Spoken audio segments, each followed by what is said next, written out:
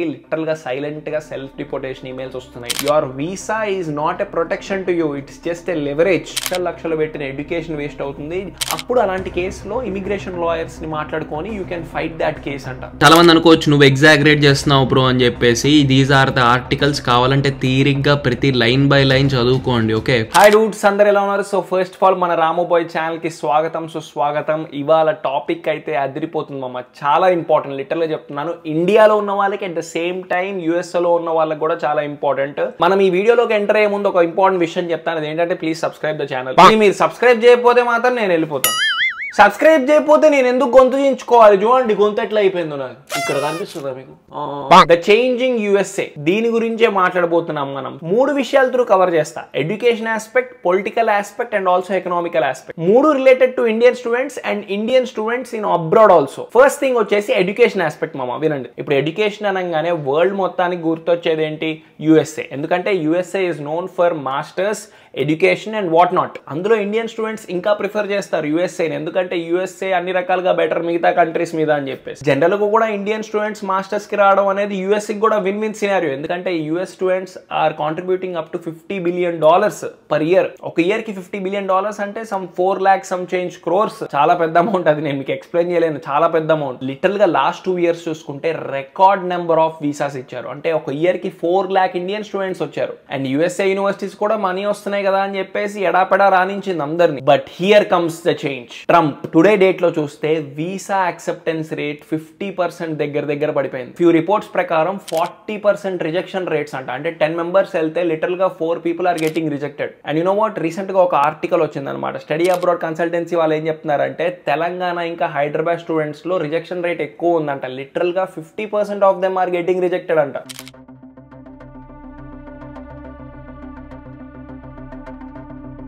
News articles ప్రకారం ఏం చెప్తున్నారు తెలుసా, గడిచిన 20 years లో ఇంత రిజెక్షన్ రేట్ ఉండడం ఇదే ఫస్ట్ టైం అంట.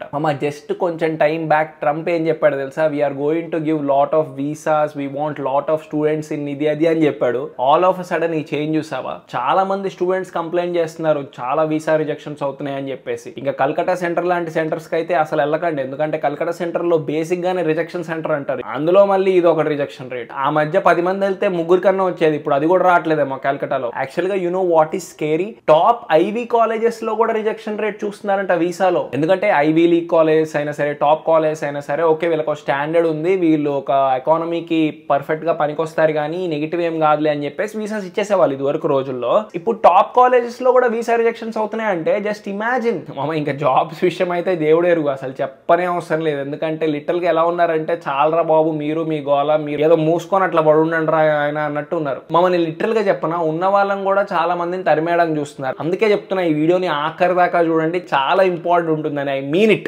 ఈ వీడియో చూసిన తర్వాత నీకు అనిపించకపోతే నాకు చెప్పరా కింద కామెంట్ సెక్షన్ లో, బ్రో ఏమంత ఇంపార్టెంట్ కాదు బ్రో ఈ వీడియో అని చెప్పేసి. షేర్ నేను చెప్పను అవసరం, ఎందుకంటే నువ్వు ఆటోమేటిక్ గా షేర్ చేస్తావు, అంత ఇన్ఫర్మేషన్ ఉంటుంది ఈ వీడియోలో. సింపుల్ గా ఇప్పుడు పాటిస్తున్న పాలసీ ఏంటి తెలుసా, ఇప్పటిదాకా మిమ్మల్ని ఉద్ధరించిన చాలు, ఇప్పుడు మేము ఉద్ధరించుకుంటాం అని చెప్పేసి మీకు దండం రా నాయనా అని చెప్తున్నారు. లిటరల్ గా ఎక్కడికైనా వెళ్తే ఇలా చూపిస్తున్నారు. బయటకు వెళ్ళినా, జాబ్స్ దగ్గరికి వెళ్ళినా, వీసాల కోసం ఇంటర్వ్యూలకు వెళ్ళినా సరే ఇట్లా అంటున్నారు. ఇదే పోస్టర్ కనిపిస్తుంది ఎక్కడికి వెళ్ళినా, అన్నంద్రా బాబు మీకు ఇంకా అంటున్నారు. మొత్తానికి ఆత్మ నిర్భర్ యుఎస్ఏ కోసం గట్టిగా ప్రయత్నిస్తున్నారు. సెకండ్ థింగ్ వచ్చేసి ఇది యుఎస్ఏ వాళ్ళ కోసం అనమాట, చాలా ఇంపార్టెంట్. యుఎస్ఏ వాళ్ళు డెఫినెట్ గా ఈ వీడియోస్ ని అందరి ఫ్రెండ్స్ కి షేర్ చేసుకోండి, ఎందుకంటే ఈ వీడియో చూసిన తర్వాత మీకే అర్థమవుతుంది, అరే చాలా వాల్యుబుల్ ఇన్ఫర్మేషన్ చెప్పాడు ఈ వీడియోలో అని.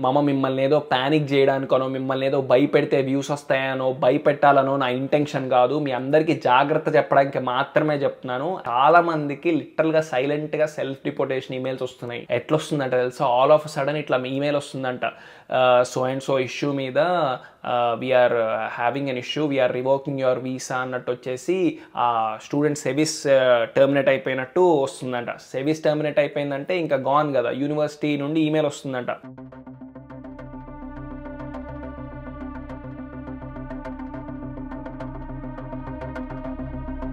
గవర్నమెంట్ యూనివర్సిటీకి చెప్తుంది, యూనివర్సిటీ ఏమో డైరెక్ట్గా ఇలా సర్వీస్ టర్మినేట్ అయిపోయింది మీది, you should leave USA in 3 months so and so time అని చెప్పేసి ఓ email వచ్చేస్తుందంట.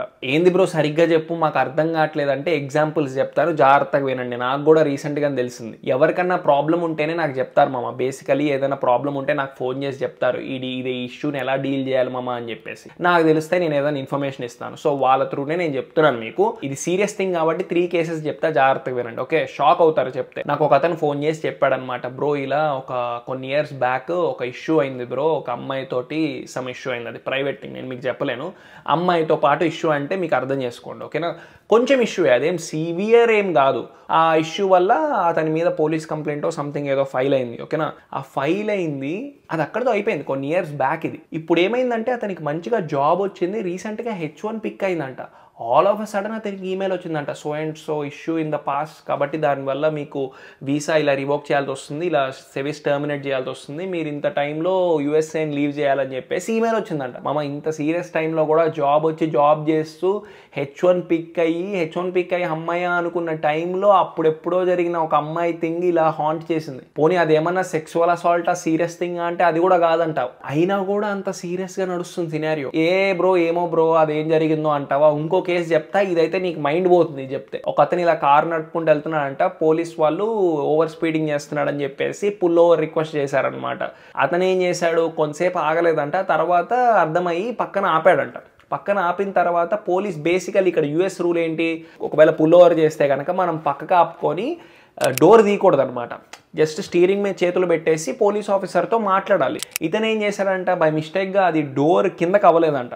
I mean like police వచ్చినప్పుడు విండ్షీల్డ్ కిందకు అవ్వలేదంట, డోర్ తీసి దిగాడంట. పోలీస్ ఏంటి, వీడేదో థ్రెట్, వీడేదో సమ్ ఇష్యూ వల్ల అలా చేస్తున్నాడేమో అని చెప్పేసి వాడిని అరెస్ట్ చేశాడంట. అక్కడ హ్యాండ్ కఫ్స్ వేసేసి, షుడ్ నాట్ గో అవుట్ కదా, హ్యాండ్ కఫ్స్ వేసేసి పోలీస్ స్టేషన్ తీసుకెళ్లి ఒక కేసు లాడ్జ్ చేశాడంట. కానీ వీడు దాని తర్వాత ఎక్స్ప్లెయిన్ చేశాడంట, సో ఇలా ఏం లేదు, నేను బై మిస్టేక్ నాకు తెలియక ఇలా జరిగింది ఇది అది అని చెప్పేసి ఎక్స్ప్లెయిన్ అంటే పోలీస్ కూడా సరే అనుకున్నాడంట. ఇది కొంచెం టైం అయిపోయింది జరిగి. ఇప్పుడు అతనికి ఈమెయిల్ వచ్చిందంట, so you have so and so case terminate చేస్తున్నాము, యూ మస్ట్ లీవ్ యూఎస్ఏ అని చెప్పేసి ఒక పెద్ద ఈమెయిల్ వచ్చిందంట. వినిన మీరే ఇంత షాక్ అవుతే, ఇది నాకు చెప్పినప్పుడు నేనైతే షాక్ అయిపోయాయి, ఇదేం అసలు ఇదేం ఇక్కడ విచిత్రం అనేసి. సరే దీన్ని పక్కన పెడితే మమ DUI ఉన్న వాళ్ళకి సెల్ఫ్ డిపోర్టేషన్ ఈమెయిల్స్ వస్తున్నాయంట. అంటే డ్రైవింగ్ అండర్ ఇన్ఫ్లుయెన్స్. ఇండియాలో ఉన్న వాళ్ళకి తెలుసో లేదో, DUI అంటే డ్రైవింగ్ అండర్ ఇన్ఫ్లుయెన్స్. ఈ DUI ఉన్న వాళ్ళకి ఖచ్చితంగా డిపోర్టేషన్ ఈమెయిల్స్ వచ్చే ఛాన్స్ ఉన్నాయంట. ఇది మామూలు టార్చర్ కాదు DUI ఉంటే. అందులో ఇప్పుడైతే డైరెక్ట్గా డిపోర్టే DUI. అండ్ వాల్మార్ట్లో దొంగతనాలు చేయడం కానీ, 18 బిలో ఉన్న అమ్మాయిలతో డేటింగ్ లాంటి ట్రై చేయడం కానీ, గ్రీన్ కార్డ్ కోసం స్కామ్స్ చేసే వాళ్ళని కానీ అందరినీ డిపోర్టేషన్ ఈమెయిల్స్ తో పంపించేస్తున్నారంట. డ్రైవింగ్ అండర్ ఇన్ఫ్లుయెన్స్ అస్సలు చేయకండి. And at the same time any anti social events లో వెళ్ళకండి, ఓకేనా. అది దాని గురించి ఫర్దర్ డిస్కస్ చేస్తాను. బట్ వాల్మార్ట్లో దొంగతనాలు చేయకండి మామ. చాలా మంది మీకు తెలియదు, ఇండియాలో ఉన్న వాళ్ళకి అసలు ఐడియా కూడా ఉండదు. యూఎస్ఏలో చాలా మంది బేసికలీ ఈ వాల్మార్ట్లో దొంగతనాలు చేస్తారనమాట. లిటరల్ గా చెప్తున్నా, చాలా మంది చేస్తారు, నిజంగా చెప్తున్నాను. ఐ గాట్ షాక్డ్ అనమాట. ఇదేం పోయే కాలం రా బాబు, అవసరమా అనిపిస్తుంది. ఏదో ఆ క్లిప్టోమేనియా ఉంటుందా ఏమో అర్థం కాదు. ఒకటి ఇప్పుడు 10 తీసుకుంటారు, 2 దోసేయడానికి చూస్తారు, అక్కడ కెమెరాస్ ఉంటాయి, ఏదో ఒకటా కాదు, ఇంకా కట్టకుండా వెళ్ళిపోవడానికి చూడడం, ఇంకా చాలా వాల్మార్ట్లో దొంగతనాలు ఇంకా చాలా చేయడానికి ట్రై చేస్తారు. ఇది ఏం చేస్తూ దొరికినా సరే కకృతి పడకండి. అనవసరంగా లక్షలు పెట్టిన ఎడ్యుకేషన్ వేస్ట్ అవుతుంది. మా లిటరల్ ఒకటి మైండ్లో పెట్టుకోండి, 0 టాలరెన్స్ పాలసీ ఉందని మాత్రం మర్చిపోకండి. అండ్ ఒక మోస్ట్ ఇంపార్టెంట్ థింగ్ ఏంటంటే, ఇప్పుడు కొన్ని సిల్లీ థింగ్స్ ఉన్నాయి కదా. ఇప్పుడు ఫర్ ఇన్స్టెన్స్ ఆ పోలీస్ అతను ఆపినప్పుడు ఇతను డోర్ ఓపెన్ చేసేసి దిగడం, it's not that big serious thing కాదు కదా. అప్పుడు అలాంటి కేసులో ఇమిగ్రేషన్ లాయర్స్ని మాట్లాడుకొని you can fight that case అంట, అంటే గెలిచే ఛాన్స్ ఉంటుంది. సో ఇలాంటి సిల్లీ కేసెస్ మీద కనుక ఎవరికైనా డిపోర్టేషన్ ఈమెయిల్స్ వస్తే వాళ్ళు డెఫినెట్గా ఇమిగ్రేషన్ లాయర్ని కాంటాక్ట్ అయ్యి నియర్ బై వాళ్ళతో కేస్ని ఫైట్ చేసి you can get back your status. Okay, ఇందుకు కూడా చెప్తున్నా నేను, మీరు ఈ ఇన్ఫర్మేషన్ షేర్ చేయండి అని చెప్పేసి. ఎందుకంటే ఇన్ఫర్మేషన్ ఈజ్ వెల్త్ మామ. మనందరం we got protect our self. ఇన్స్టాగ్రామ్లో ఆల్రెడీ చెప్పాను, తెలుసు కదా, నాకేం న్యూస్ వస్తే బీబీసీలో వచ్చినట్టే. బట్ అయినా కూడా మీరు ఈ వీడియో చూస్తే డెఫినెట్గా షేర్ చేయండి. అరే ఇలా పోనీ ఇన్ఫర్మేషన్ అన్న షేర్ చేయండి. అరే ఇలా సిల్లీ విషయాల మీద కనుక, చిన్న విషయాల మీద కనుక ఏమన్నా అవుతే మీరు డెఫినెట్గా ఒకసారి ఇమిగ్రేషన్ లాయర్తో మాట్లాడుకొని డీల్ చేసుకోండి. వీ కెన్ ఫైట్ అంట. And there are pretty good chances of winning. Okay, and finally I want to talk about this mama. ఇది ఎప్పటి నుంచో మాట్లాడదాం అనుకున్నా, యాంటీ సోషల్ ఎలిమెంట్స్ లో ఎవరెవరైతే ఇన్వాల్వ్ అవుతారో, ఇప్పుడు ఫర్ ఇన్స్టెన్స్ ట్రంప్ గవర్నమెంట్ కి కంప్లీట్ గా అగెయిన్స్ట్ వెళ్ళడం, అంటే ఫ్రీడమ్ ఆఫ్ స్పీచ్ ఉంటుంది మామ, జనరల్ గా కన్స్ట్రక్టివ్ క్రిటిసిజం కాదు అనేది. Anti social elements for instance, ఇది చాలా ఇంపార్టెంట్, జాగ్రత్త వినండి ఓకేనా. ఇక్కడికి వచ్చేసి స్టూడెంట్స్ ప్రో పాలెస్టైన్ ఈవెంట్స్ అనేసి ఇప్పుడు చాలా జరుగుతాయి మామ ఇట్లాంటివి. యాక్చువల్గా నేను ఐ వాజ్ షాక్డ్ అనమాట. లిటరల్గా ఒకసారి నేను షికాగోకి వెళ్ళినప్పుడు మొత్తం అసలు ఇంతమంది ఉన్నారా అసలు అనుకున్నా నేను. అంత ప్రో పాలెస్టీన్, అంటే పాలెస్టీన్ కోసం ఇక్కడ నుండి ఫైట్ చేయడం అన్నమాట. Today shutting down interstate traffic. This is video of protesters blocking Interstate 9094 earlier today between Cermak and Roosevelt Road. Dozens of cars can be seen with posters calling for bold. And as that was happening, thousands of Palestinians and their allies took over Michigan Avenue to spread their message. This video was shot from outside our Fox 32 studios at Michigan and Lake. ఇవి చాలా severe గా తీసుకుంటున్నాయి. In the Northeast, a pro-Palestinian demonstration at Brooklyn College. Anti Semitism ని accept చేయట్లా. So basically anti Semitism అంటే ఈ juice మీద hatred అనమాట. సో బేసికలీ యూఎస్ఏకి ఇజ్రాయెల్కి ఏజ్ ఓల్డ్గా మంచి టైస్ ఉన్నాయి. At the same time Donald Trump ఇంకా బెంజమిన్ నెటన్యాహు, ఈ జూ కంట్రీ ఇజ్రాయెల్ అనే కంట్రీకి ఈయన ప్రైమ్ మినిస్టర్ అనమాట. సో వీళ్ళిద్దరికి మంచి రిలేషన్ ఉందన్నమాట.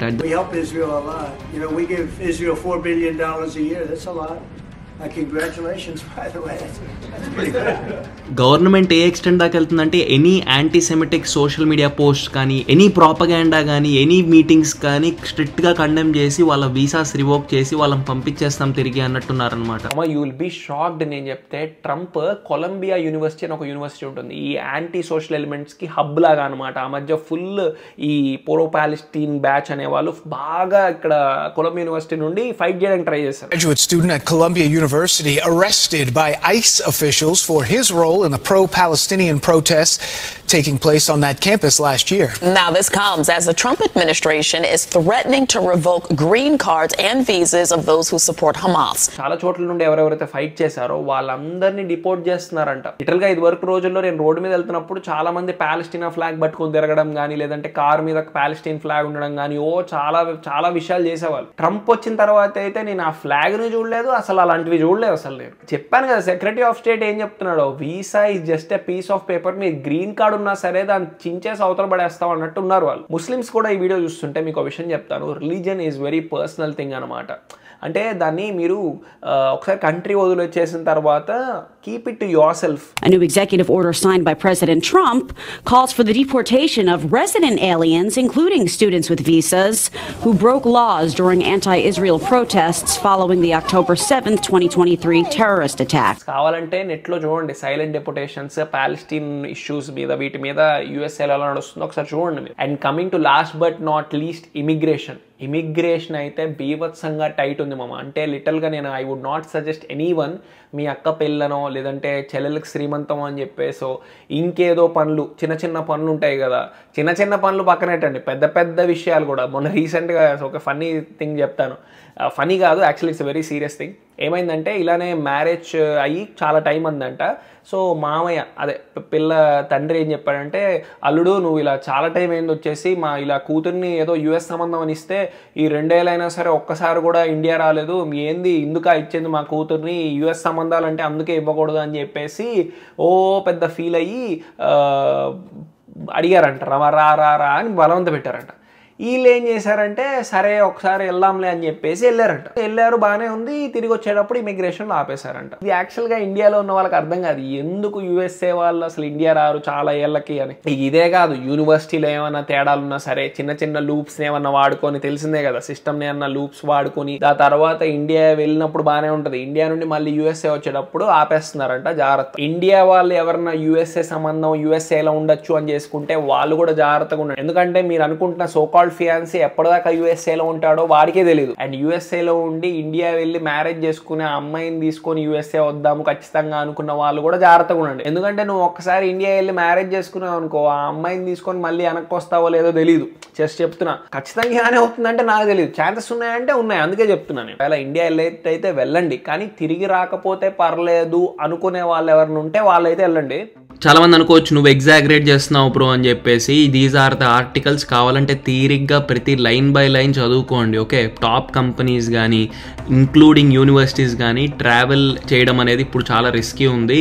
ఎవరిని ట్రావెల్ చేయడం సజెస్ట్ చేయమని చెప్తున్నారు. పెద్ద పెద్ద కంపెనీసే ఎంప్లాయీస్ చెప్తున్నాయంట ఇప్పుడు అసలు వెళ్ళకండి, ఇప్పుడు వెళ్ళారంటే మళ్ళీ తిరిగి వస్తారు లేదు తెలీదు అని చెప్పేసి. ఏది పెద్ద పెద్ద కంపెనీస్లో ఫుల్ టైమ్గా చేస్తున్న వాళ్ళకి కూడా చెప్తున్నారంట అవసరమా ఇప్పుడు వెళ్ళడం అని చెప్పేసి. అలా ఉంది కేస్ సినారియో, మీరు ఆలోచించుకోండి. ఎవరన్నా అసలు వెళ్ళగలరా బ్రో అంటే మాస్టర్ స్టూడెంట్స్ మాస్టర్స్ మధ్యలో ఉంటారు కదా, ఏది టాప్ యూనివర్సిటీస్ ఆర్ కొంచెం బేసిక్గా మంచి యూనివర్సిటీస్ ట్రాన్స్ఫర్ అవ్వకుండా బేసిక్ యూనివర్సిటీలో ఉన్న వాళ్ళు ఒకసారి మాస్టర్స్ మధ్యలో ఉన్నప్పుడు ఒకసారి వెళ్ళొచ్చు. అది కూడా 90% రావచ్చు. ఓకే, అందులో కూడా ఏమైనా ఉండొచ్చు, నాకు తెలీదు.